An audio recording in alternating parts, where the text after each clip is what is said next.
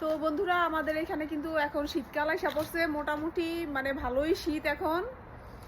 তো আমার হাজবেন্ড এখন ক্ষেত রেডি করতেছে শীতকালের জন্য। সেটা হইলো মানে রসুন গাছ লাগাইবো, রসুন গাছ করার জন্য, রসুন ক্ষেতের জন্য সে আর কি ক্ষেত রেডি করতেছে। তো আমি আপনাদেরকে দেখাই ক্ষেতটা। তো এই যে আমার হাজবেন্ড এই ক্ষেতটা আর কি তৈরি করতেছে। এখানে আগে মানে লাল শাক গাছ লাগাইছিল, তারপর ধনিয়া পাতা গাছ লাগাইছিল। তো এগুলি সব উঠায় ফেলছে, এখন হয়েছে রসুন ক্ষেত লাগানোর জন্য এই ক্ষেতটা আর কি রেডি করতেছে। গার্ডেনটা কিন্তু অনেক বড়, অনেক বড়। তো পুরাটার মধ্যে না লাগাই ছোট করেই লাগাইবো এখন।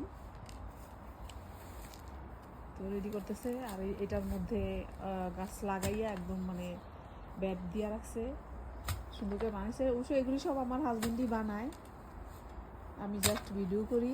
ভিডিও করা আমার কাজ, আর সে যত পরিশ্রম আছে আসলে সেই করে সব।